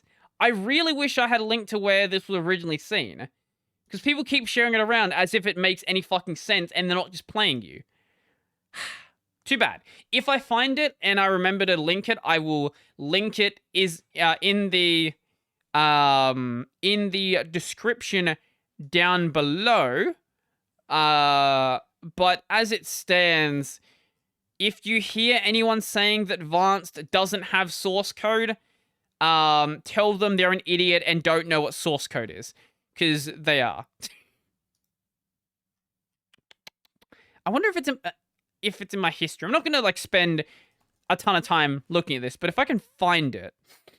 if I can find it, I would love to find it. Source code... No, it wasn't on Hacker News. Definitely wasn't there. Speculation about that one. Source code. Everyone... Like, I keep seeing people saying that... if you release the source code, you have to release the YouTube source code. Like, that's just a dumb statement. Anyone who thinks that has no idea what they're talking about. I'm just not finding it. It's just not gonna happen. It's not gonna happen, is it? Well, okay. That's no fun. That's just no fun whatsoever. Anyway, I guess we will move on. Bytecode is source code if you have written bytecode by hand. So shut the fuck up. You don't know what you're talking about. Anyway, have you guys seen the trailer for Hogwarts Legacy? I didn't think, like, I like Harry Potter. Okay? I like Harry Potter. It's great. I didn't think I'd be excited for a Harry Potter game. But, man, this game looks really, really, really cool. I'm going to show a bit of the trailer. I don't care about character creation. It is, I don't know if it's an open world game or just a really large world, but there's just something pop in. Yeah, wait, there's some pop in their fucking trailer. Wait, see if we can find it. Pay attention to this glass right here. Yeah, it'll just, that's beautiful. Surely you would have addressed that. Basically, it's not set during the time the main series, the movies take place. It's set in the 1800s. So none of the teachers you know are going to be there, but there are obviously going to be a lot of similar things, like the ghosts that were around back then and things like that are all going to be, you know, chilling around the school. The combat is where it looks really cool, though. Here? Yeah, here we go. So you're not just going to be, you know, going around the school, being a student, all that boring shit. You're also going to be exploring the world and having battles with dark wizards. Laser battles are boring, but here's where it gets kind of cool. So it's got, I don't know what the combat system is going to play like. All we have is the combat system looking really cool, and you can like you can combine these spells to different, like, you can like freeze someone, pick them up, throw them on the ground. It's a really cool system. Obviously, this is still very early, and without seeing how you would actually interact with it, it's hard to say how it would really play. But it certainly looks flashy, and I like flashy magic systems. And what I like more than flashy magic systems is fast-paced magic systems. That's sort of the problem I have with a lot of magic systems game. Also, you have a dash, which is always good. Every game that has a dash is always a good game. You can fucking pick up this sword, so like knock the sword out of their hand, grab the sword, and then throw it through the statue or golem, whatever it is. Honestly, it looks cool. Also, you can take like a, we don't really know how it's gonna work, what it's gonna really do to affect the world.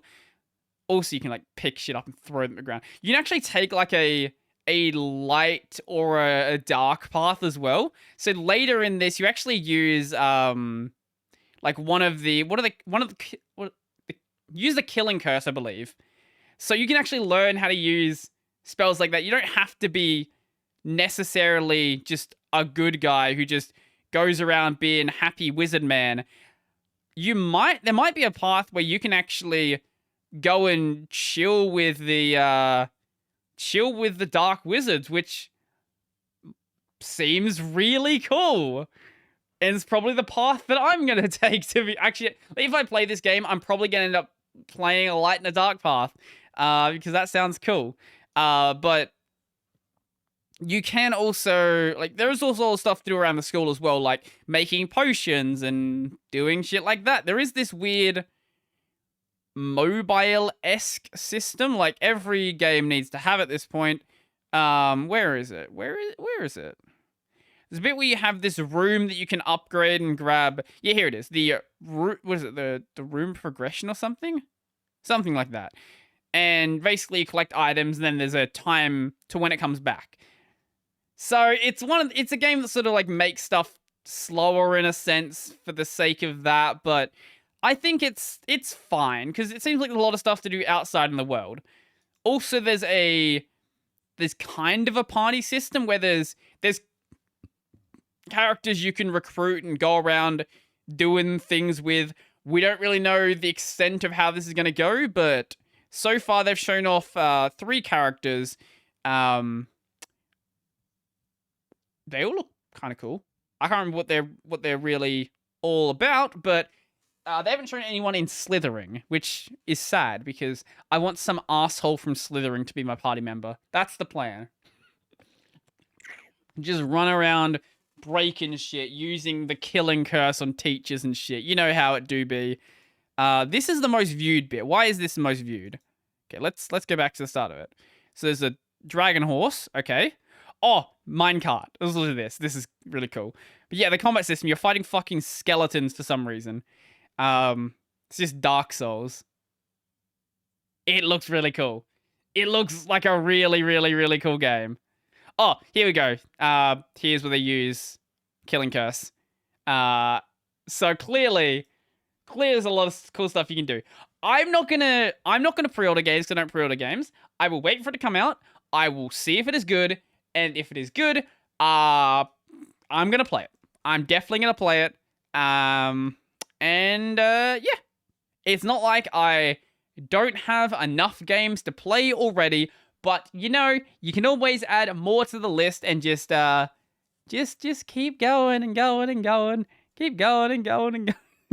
Never run out of things to play. Never play the things you'd plan to initially play, and just yeah. Anyway, cool game. I'm gonna probably check it out. Now, back when the Steam Deck first came out, there was this. Maybe it was first came out or just after.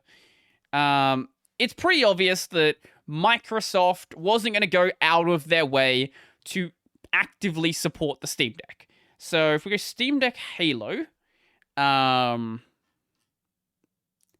there was this article back on March 12th, March 11th, something like that. Halo games don't run on the Steam Deck, which is wrong. Halo multiplayer doesn't run on the Steam Deck. You can play Halo perfectly fine if all you want to do is play the single player. Now, that made sense. Everyone understood that. But it's not necessarily the case.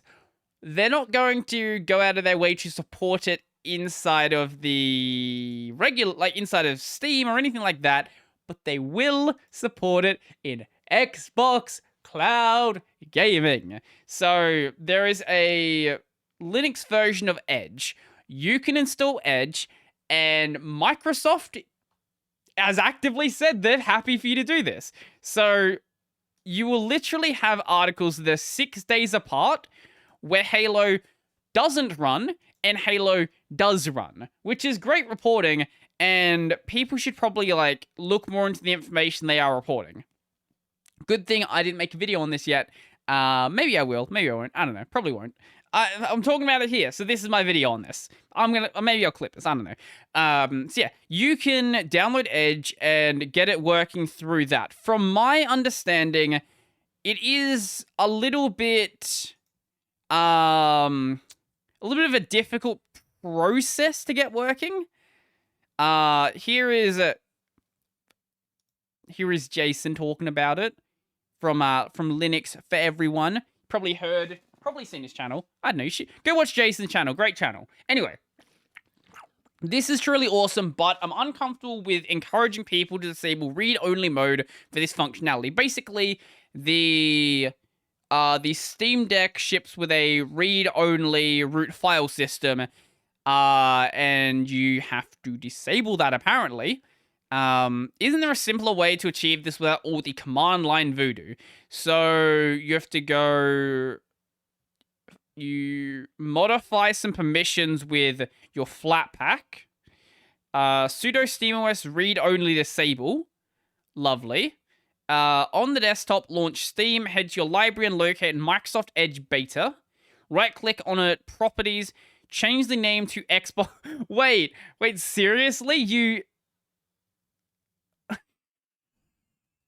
to change the name? Why did you have to change the name of Edge to Xbox Cloud Gaming Beta? What? Why is it like that? And then you just change some launch options. You make it load up xbox.com/play instead. Weird that it requires Edge. Does it not? Does Xbox Cloud Gaming not work in Chrome? Xbox Cloud Gaming Chrome. Maybe it doesn't work in Chromium. That could be the case. It might work in Google Chrome, but not in... Yeah.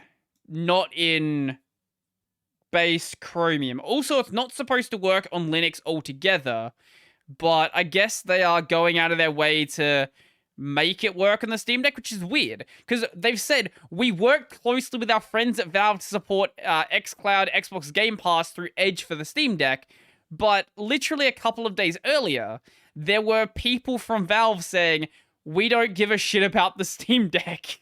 Or people from Microsoft saying, we don't give a shit about the Steam Deck. Like, this and the other one makes sense. Microsoft is a weird company where they will take the easy approach to make money if it is available to them. But if it is not, well, they're not going to bother. I have a feeling The Verge reported on both of these things, which, if they did, is kind of funny. Now, if they can make a TV app and get the service running anywhere near the performance of GeForce Now or Stadia, I will resubscribe. Is Stadia still a thing? Did people ever use Stadia? Huh. Well, I guess some people like Stadia. Stadia works well on Steam Deck. There are various videos on YouTube on how to start without installing anything through the browser. I don't have a Steam Deck, but I play it on Stadia on my Android TV and PC. It works super well. I play in 4K on TV, and I already have over 100 games because of my Stadia Pro subscription. Well, no, you have 100 licenses that will disappear once Stadia shuts down. Because Google is well known for killing things. A TV app through YouTube TV on NVIDIA Shield Pro. When did the Shield Pro come out? Wait, I want to find out. Shield... what the fuck was I even typing? I had my fingers, like, shifted one set of keys over, and I had some weird things I was writing out. Shield Pro. Here we go. Where's the thing? We'll go back to this one for a moment. While this is great and all, I feel it'd be easier if Microsoft just had a lightweight standalone cloud gaming client akin to Valve's own Steam Link app. Well, that would make sense now, wouldn't it? But that's difficult. I hope that when it is out of beta, Steam will include it in its build like they did Chrome. Do you mean including Edge? Maybe. Maybe they'll do that. There is a solid chance that Google will deliberately sabotage xCloud on Chrome, deliberately adding code to Chrome just to continuously break xCloud. Google has shown in the past has no problem sabotaging their own products to hurt competitors. That sounds like a lawsuit, and when it comes to, little guys, they can get away with that. Microsoft, I don't think they want to go toe-to-toe with Microsoft. That seems like a bad idea. Anyway, Shield Pro. NVIDIA Shield Pro. Tegra X1? Wait, did this not come out that... When did the Shield Pro come out? Android... Wait, is the Shield Pro still being updated? Has NVIDIA and then just none of the tech guys talked about it? And that's why nobody cares. Shield Pro revisited 1 year later. Is it discontinued? 2019? So what is the current version of Android? I didn't even know that. Android version. Okay. No, it is a couple of years old. So it came out in 2019. Right. Why did I think the Tegra X1 was newer than it is? That's the same chip that's running in the Switch. And the Switch is running ancient hardware. And that's why the Switch is very easy to emulate. Which is kind of nice, actually. I don't emulate the Switch, but for the people who want to, it does make it quite easy. And it will, once the Switch generation is over, emulating it is going to be very simple when I start doing it myself. Yeah. Anyway, so you want to play Halo on the Steam Deck. If you want to play single player, it works great. Don't listen to the fact that Valve says it's unsupported. It works great. If you want to play multiplayer, go and play it through Edge in xCloud, I guess. I don't know how well xCloud works. Judging by a lot of the other cloud gaming solutions, probably works. I don't know if it'd be great for multiplayer. Probably wouldn't. It'd probably be fine for single player on like mid to low difficulty, but as for higher difficulties, I really don't think so. All right. Right. I forgot this other thing. I need to show you something.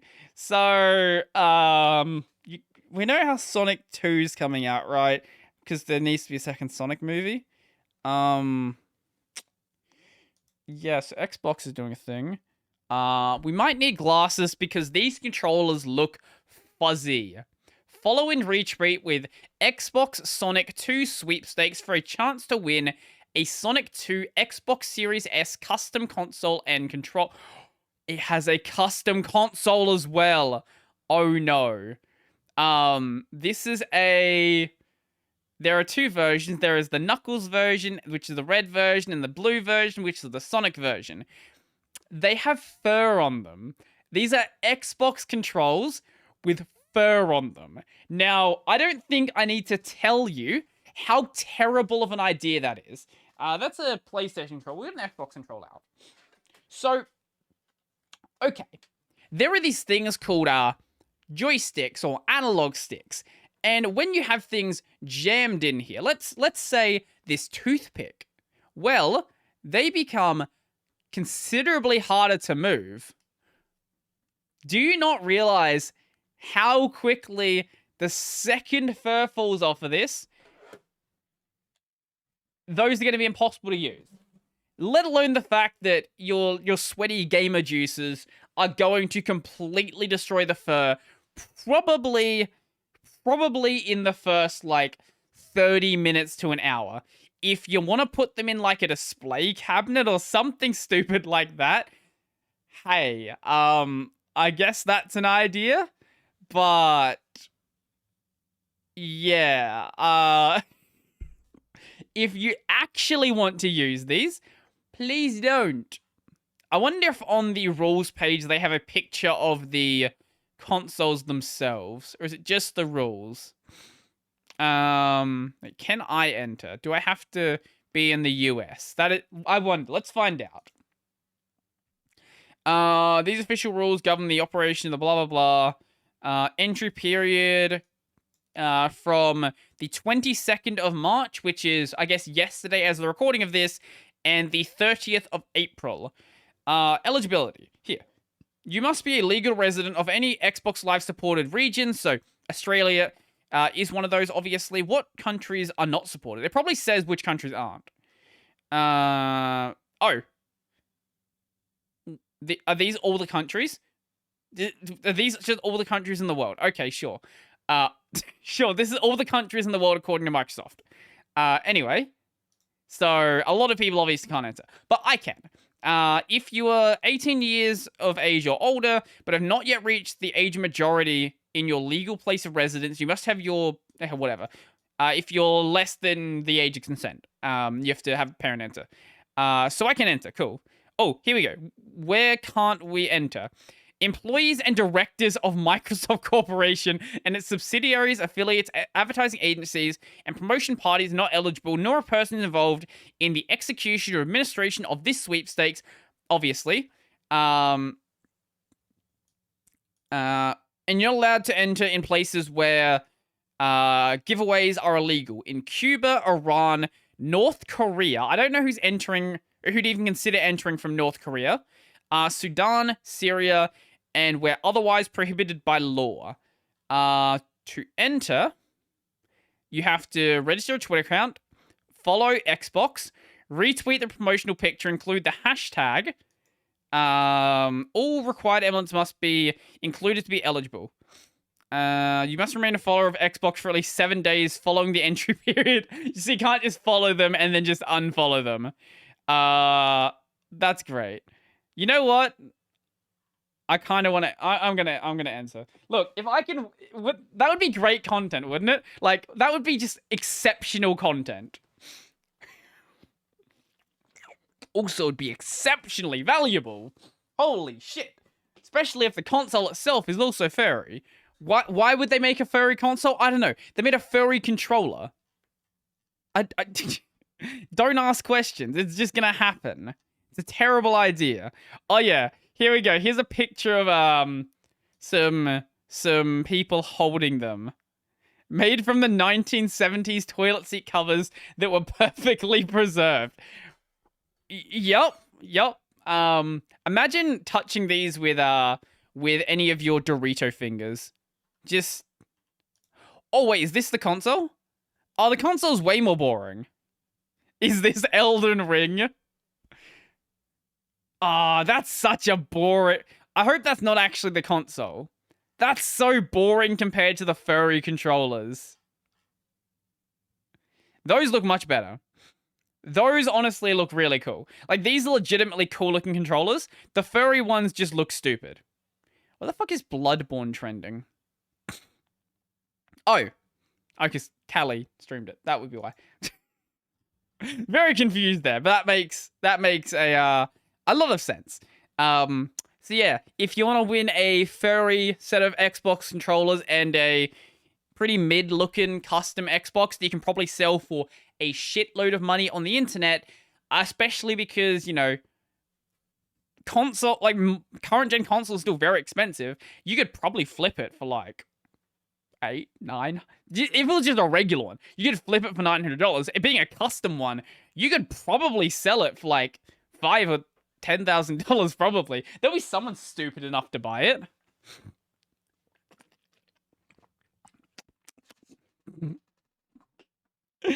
Oh, I love it. I love it. So I'll let you guys know if I win. I won't win, but I'll let you guys know. There is a chance that I win the furry controllers. That it will be a funny chance, but it is what it is. Now we are on the final stretch of the podcast, and I have finally ordered that lens I've been meaning to order for a very, very long time. What is it? Sigma 1.4. Am I logged into CC Warehouse still? I can show you the exact product. I will log in right now. Oh, right now. Yeah. Why are passwords so long? There we go. Here we go. There we go. Now we're logged in.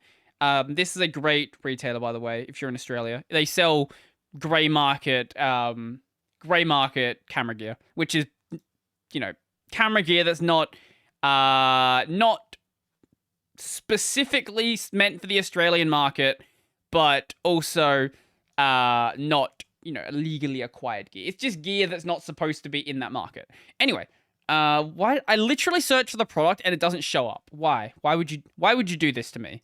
The Sigma 1.4 Sigma, oh my fucking god. Sigma 16mm. There we go. EFM. This one. This one here. The 1.4 f-stops. This lens I'm using right now. What is the f-stops? This one? It's it should be say on the lens. 3.5 to 6.3. So actually, I'll show you what happens if I turn up the f-stops. So right now it's on 3.5. Basically, the f-stops control. It's one of the things that control. Why is the fucking focus there? One of the things that control how much light is allowed into the camera. It also controls things like how much bokeh we have. Like the bokeh is basically the blur in the background. But if we go and I guess it goes up to f22. Why did I say 5.6? Whatever. Anyway, now you can't see anything because we have f20, which is basically letting in very little light. We can go and turn up the ISO. Oh. Hey, it worked. But wow, look at that. It's very grainy. That's the problem with turning up your ISO. I like to keep my ISO as low as possible. This would be a functional recording setup if I was like outside.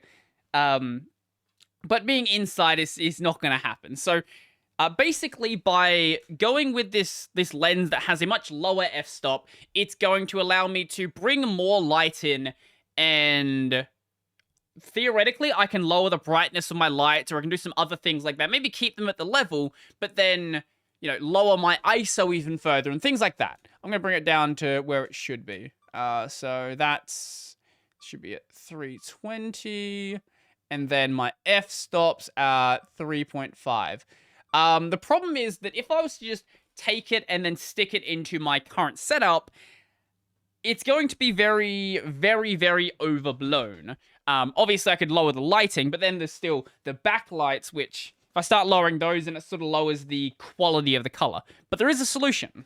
So, the solution is buying sunglasses for your camera. I'm not memeing. This is actually a thing.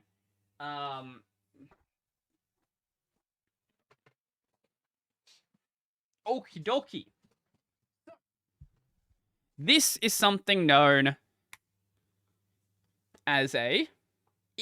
have to be careful with it because it doesn't have any cover. Known as an ND filter. Basically, an ND filter... Just stay careful when I smack it close. Basically, you put it over your lens. They are different sizes based on the lens you want to use. This is a 67mm ND filter. If I wanted one on my lens I have now, I think it's 49. I'd need a 49mm ND filter. So, or whatever glass you're putting on top of your lens. Basically, it lets me keep my f-stops at the level I want them to be at. Get the camera sort of keyed in at the level I need it to be at, and then lower down the amount of light that is able to get into the camera. And there are other sort of, you know, filters you can put onto your camera as well, like, or your lens as well, like that. But at least from what I'm doing, the ND filter is going to do what I need it to do. But because I'm buying, you know, not a nonsensically expensive lens. Like, $500 obviously is a lot of money, but it's not a, you know, a $3,000, $4,000 lens. You can easily get into that range. You can get way higher than that. But you don't want to be putting, you know, the cheapest filter you can get, like, onto that glass. Why would you buy a really expensive lens and then put really shit glass in front of it? It would be like, let's say you get a new windscreen put in your car, and then you put some tint on the window, and it's, like, got bubbles in it, and it's put on terribly. You wouldn't want to do that. It ruins the entire quality. It's the same thing here. You want to make sure if you're using any sort of glass on top of your lens, you want it to be good glass that doesn't get in the way. This is why it is in a little pouch here and not open until I can get my lens and then put the lens cap on it and not be a problem. I definitely make sure every time I am done with my camera, the lens cap goes right back on. And now you can't see anything. But it does have some limitations because I'm not made of money. I think there's a version of this that does have a zoom. This is just a 16mm lens. So 16mm with this lens would be, I think it's like here. That's 16, 17-ish. There's not actually marks between 15 and 18. So 16 would be about there, I would say. So that's roughly how the shot would look. So I'd want to, like, raise up the camera just a tad. The lens is a little bit longer, so it might be closer to what it's like at, like, 17. So it'd be something like that, I think. I'll have to see what it's actually like when I have the lens itself. So, where was I going with this? I don't remember. Yeah, I don't remember. Oh, right. Zoom. So this lens I'm getting doesn't have a zoom. This one does, so I can do this. Whoa. But when you zoom in, it also lowers the f-stops that are possible, which is not good, especially when I'm in a dark room and I'm not using if I said it's like automatic ISO, I could deal with that. But then I think I've showed auto ISO with this camera or with this setup. This happens. My lighting setup is really strange. Like I can get it to be usable, but it's not great. And by letting the ISO just do whatever it wants, it tends to... Oh, now it's settled into a sensible point. But if I like put my hands in front of it, it's gonna break. Might break again. Just because it thinks it's like way too bright. That's the only problem with this. I like having like keyed in ISO, but having my ISO be automatic does let me do things like this, and it still be usable. I might work out where I want my lighting level to be at to make it so I can still have it so I can zoom in. Like, cause zooming in is still kind of... Look, zooming is funny if you're doing a stream. If we like lower these lights, can I actually get it to the point where it is usable? It might make the footage kind of grainy though. That would be the only concern. Oh no, it's actually usable at that level. The background looks really weird, but I probably could address that by like lowering the brightness of the background. I guess when I'm not using this setup, it wouldn't be as big of a deal, now would it? Yeah, if I had the light set up in like a light bar configuration, which is the plan at some point in the new place, then it wouldn't be as big of a deal, and I could get away with it, especially when I have like an overhead light running as well. Yeah, you can see it just doesn't know what to do. There's just too much... The light isn't consistent, so it's sort of just trying to make something work. It's like, where should I focus the light? Do I want to light up the face? Do I want to make sure the background is too bright? What exactly am I trying to do here? Maybe if I went really over bright, it would sort of compensate in the other direction. Or maybe it'd get worse. You know, it might not get much better, actually. Oh, it's closer. It's definitely closer. Either way, though, this lens, the lens I showed you, this is the one we're going to be using. I think if I wanted to get one that did have a similar zoom range to what I'm using now, it'd probably be closer to like... Probably be closer to like 1,000 or more than that, 1,200 maybe even, which I don't want to spend. I'm not a fan of that. Now I don't even know where my what level my lights were at. This is the problem. This is why I don't touch my lights and I just leave them at the level that side where the buttons are. Leave them at a level where I know they look like they should, and just turn them on when I need them. Is that roughly? That's roughly where it was at. Yeah. Funny thing is, this lens costs about as much as my camera. That's the problem. Lens costs about as much as the camera, which is not terrible because, you know, lenses will like way outlive the lifespan of the camera itself. As long as I keep buying Canon cameras using the EFM mount, I can just keep using those lenses for as long as I need. And I have no plan to, you know, ever stop using... I have no plans to, you know, buy a nonsensically expensive camera. I'm happy with the camera that I have. I'm happy with, you know, if I did upgrade, my upgrade path is very short because there's just not that much that I'd really want to do. I want to get it to the point where I think there's maybe like one camera upgrade or two camera upgrades I want to make above this. I'd never want to go and buy, like, you know, I'd never want to go and spend the money on a red camera, for example, like you see with LTT. That, I think, is just needlessly overkill for what I'm trying to do. For what they're trying to do, sure, it might make some level of sense.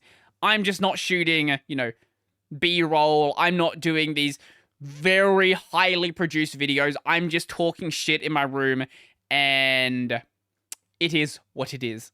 Basically, it is what it is. What are we going to talk about for the last 10 or so minutes? What should I talk? Oh, right. I hit 30k on the main channel. I just didn't talk about this last week, and I sadly didn't get a chance to talk about this on a live stream because internet issues still bring internet issues. Some point they will stop being internet issues and they'll start working again, but they probably won't because I will be moved by then. We are still, a couple of days away from moving. Only 71, I want to say. I want to say 71. 69. 69. Wow, it's 69 days. That's fucking crazy. 69 days, 6 hours, 17 minutes, and 46 seconds. Well, I was talking about where I was moving. 30k, right. The plan, if I had the working connection, was going to be doing a celebration stream, doing all of that fun stuff that you would normally do when any sort of relatively big milestone is hit. Instead, what I ended up doing is posting a community post saying, hey, we hit 30k. Yeah. I don't know where the future of Linux is going. I don't know, just normal stuff that I say whenever there's a big, big milestone being hit. So probably what the plan's gonna be is it will be like a combination moving stream, combination celebration stream, things like that. Basically, I'll be like, hey, we've hit 30k. Actually, by that time, I'll be like 33 or whatever. We hit 30k about 3,000 ago. We hit, we've moved to the new place. We have all this nice setup. We have a much bigger space to work with. And just merge it all together. That'll end up being the... I think it'll be my third stream that week, actually, which will be weird. Going back to streaming 3 times a week from doing none. What day is June 1st? I think it's a Wednesday, I want to say. June 1st is a Wednesday, yes. So I'll get there on the Wednesday. I don't know if I'm going to do the Thursday, Friday streams that week or just do the Saturday stream. Because I'd want to make sure, everything is... No, maybe I just stream where everything's fucked. Maybe that's the plan. Just boxes everywhere, just streaming. I could do it. Maybe. We'll see. We'll see how I feel. As I've said, I might try to get stuff over a little bit earlier anyway. Just so it's not, as big of a hassle. Stuff set up on time, all that's good. I'm thinking of taking that week off from making videos. I'm still uploading. I just have a backlog that isn't too much of a big deal if it gets, eaten from. I think I've got I was going to say eaten out, but that's maybe not the best phrase to use there.